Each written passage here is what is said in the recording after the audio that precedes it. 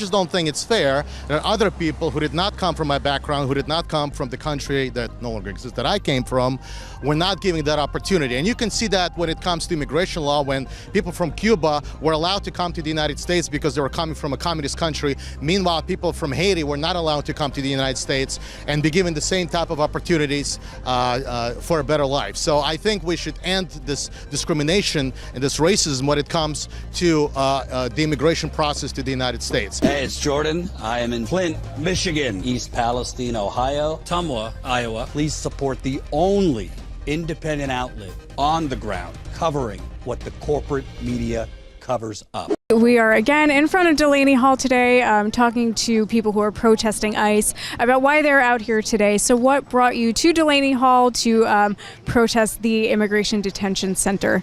Sure, absolutely. So my name is Vic Kaplan. I'm the Libertarian candidate for governor of New Jersey, and I'm here to protest the arrest of mayor and gubernatorial candidate Ras Baraka by ICE. I am protesting the presence of ICE in New Jersey. Under Article 1, Section 8 of the U.S. Constitution, immigration is not one of the powers that is granted to the federal government under our Constitution. Only naturalization, which is citizenship, is listed. Therefore, ICE should not even be in New Jersey. So I'm promising that if elected governor, that I would support making the presence of ICE null and void in the state of New Jersey. And if ICE does come to New Jersey, I would support using the National Guard to detain ICE and send them to Washington, D.C. Thank you. I appreciate that. I guess I would ask, so you're the Libertarian candidate. How does this work with your Libertarian principles, the detention of immigrants in this facility? Right, so I support that people should be able to come to the United States if they want to look for work. This is how, I can tell you this is how many of the ancestors of people living in the United States came to the United States. They were looking for work. They were looking for opportunities to find work.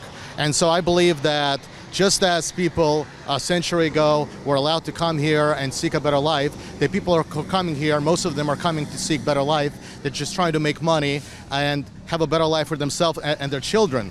And I see some of the bigotry that is being demonstrated by the current administration, by the White House, very similar to some of the bigotry that was directed at immigrants from a century ago, whether they were coming from Poland or they were coming from Italy, people who were Jewish. I see a lot of that same bigotry. And we're supposed to be progressing as a society. We're supposed to be getting better, more tolerant, and more accepting of others. Instead, unfortunately, we're regressing. And I would like to see this put to an end. I'd like to see the federal government get out of the immigration, have the employers ask for people to come from other countries seeking for work, and the best scenario, in my opinion, would be to have employers with the help wanted sign on the border of the United States, hiring people as people are trying to come in. There's a better way of handling it than the way it's been done right now.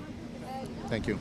I appreciate that. And so I guess you would say that we should be offering immigrants jobs. We should be trying to bring people here to live better lives. And I would ask, do you have personal experience with this? Yeah, well, absolutely. I'm an immigrant myself, and I came to this country. The only reason I was able to come to this country because of, being ethnically Jewish, who at the time came from the Soviet Union. To that group of people, there was a privilege given to come to the United States. And I just don't think it's fair that other people who did not come from my background, who did not come from the country that no longer exists, that I came from, were not given that opportunity. And you can see that when it comes to immigration law, when people from Cuba were allowed to come to the United States because they were coming from a communist country. Meanwhile, people from Haiti were not allowed to come to the United States and be given the same type of opportunities for a better life. So I think we should end this discrimination and this racism when it comes to the immigration process to the United States. If employers want to hire workers, doesn't matter where they're coming from, they should be allowed to do that.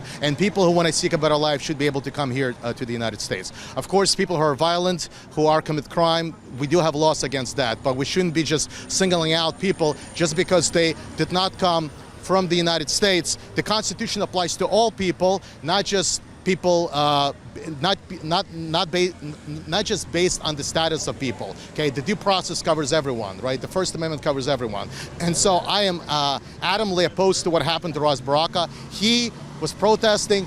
That right is covered by the First Amendment, freedom of expression, and he was doing just that. And so he certainly should not have been arrested in the first place. Thank you. I appreciate that. And I guess I would ask, so, you're talking about everyone having the right to due process at a time where Stephen Miller just said a few days ago, last Friday, so around the time that Ras Baraka was arrested at this facility, said that the White House is essentially playing around with the idea of suspending habeas corpus, the right to due process, the right to not be unlawfully imprisoned. I guess I would ask for your thoughts on that. Sure, absolutely. Now, under the U.S. Constitution, only Congress can suspend the habeas corpus, number one. Number two, I believe he mentioned the word invasion. There's no invasion happening, okay? When the Constitution mentions invasion, it really means a military invasion of a foreign army invading the United States. Immigrants are not invaders. If immigrants are invaders, then a lot of the people who are here in the United States were born in this country. That means their ancestors were invaders, and that just doesn't make any sense. People came here trying to seek better life, better opportunities. They're not invaders. And so, like I said before, federal government should not be involved in immigration period. And they were not involved up until the 1870s with the Chinese Exclusion Act, when Congress tried to discriminate against people of Chinese descent, trying to limit that number, their number coming to the United States. So clearly that law was racist. And then you had Supreme Court decision after decision trying to say, well, Congress has a right to control foreign policy. It has a right to control commerce. People are not, they're not shares. They're not commerce. They're not, they're not products that you buy. And certainly they're not foreign policy. So I disagree with all those Supreme Court decisions. And this is why I believe that when the federal government is violating the Constitution, who is going to be the last line of defense? It's up to governors and mayors to nullify federal laws, to tell them, no, we're going to enforce the United States Constitution on the U.S. soil. Mayors should be able to do that. I support all those people who do not believe, standing here, who do not believe we should have ICE in New Jersey. They're violating the U.S. Constitution even by being here in the first place. ICE was created when George W. Bush was president under his neocon White House, okay, as part of the Homeland Security Department. We should not have had the Homeland Security Department in the first place. So all of these are just the effects of these ridiculous policies, including immigration policies, because just the last thing I want to mention, when Bill Clinton was president, so he tried to fight undocumented immigrants, so he signed a bill into law in '96, which was meant to fight, quote-unquote, illegal immigration. What it did, it prevented people who are undocumented from getting legalized through their employer, through their family members. And what ended up happening, most of those people, instead of, those who were coming from Mexico, instead of returning home, decided to stay. So that's how we ended up with the number we have. Also, you have Congress, right, the federal government, artificially restricting the number of worker visas for unskilled workers, keeping it under 4,000. Well, that's not enough. There's a lot of demand for unskilled work. So this is why you also have more undocumented immigrants. And finally, people talk about, crime and violent crime. Majority of undocumented immigrants are nonviolent, right? If you're talking about any kind of crime, it's petty crime. We're not talking about murder or any kind of other crimes, because if you think about logically, if you did not come to this country, if you're undocumented, you would try to make sure that you're not caught committing any crime, because otherwise you would be deported. So people who are undocumented is the least likely group to commit crime. That is the reality. And if people talk about groups like MS-13, well, MS-13 was a small group until the United States government deported it, quote unquote, to Central America, and it profited of the federal war on drugs, where it got enriched from that war on drugs, came back to the United States, and further increased in size because of it was profiting from the federal war on drugs. If there was no war on drugs, MS-13 would probably not even exist, okay? So I think a lot of these issues can be handled much better than are being handled right now. We can have more of the same, or we can have something different. We can have people trying to come to this country, seeking work, and not being penalized for seeking work, okay? Just like many of the people who are right now are being against the undocumented immigrants, their ancestors also came here seeking work. They just want the same opportunities their ancestors had. And I think a lot of this, I'm sorry, is based on racism,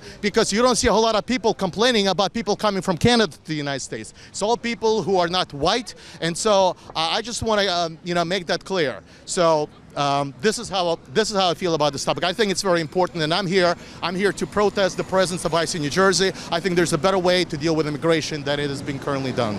Thank you. And, just to yes and you, I don't see a lot of people on the right protesting the white South Africaners who have just been let into this country under refugee status. So again, to yes and your point. I would ask, is there anything else that you would want to share with Status Coup viewers on this topic as a libertarian who is running for office? Anything on that, and anything about what a sane immigration policy would look like based on your political leanings? Sure. I think a sane immigration policy would include employers, like I said earlier, asking for people to come to the United States from other places and hiring people wherever they might be coming from. And I think that would streamline the entire immigration process instead of people trying to cross the border. That would make it more transparent. I think it would make it simpler to follow. And yeah, sure. And I think that, if people are violent, of course, if they're a threat to other people, if they're criminals, if they're violent criminals, of course they should not be, they should be checked on.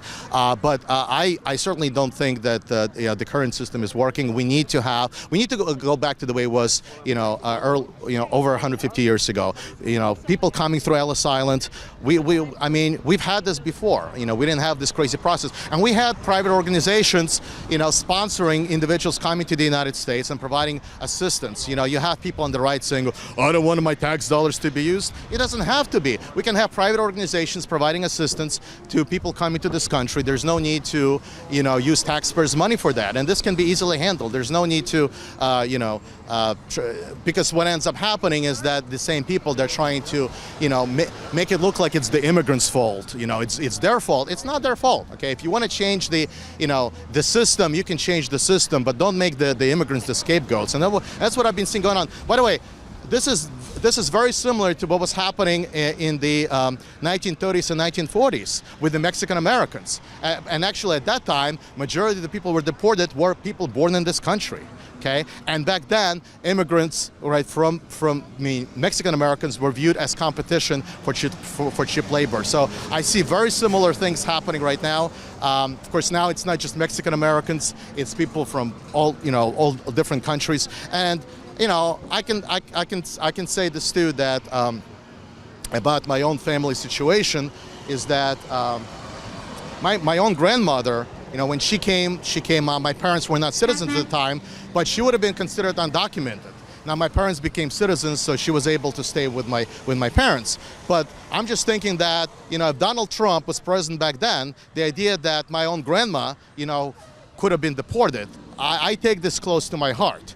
And this is why, one of the reasons why I feel so strongly about me being an immigrant myself and understanding how, I'm only here because of this one preference that was adopted by our own government. And I just don't think it's fair. I think people should be treated fairly by our government. They shouldn't be discriminated against.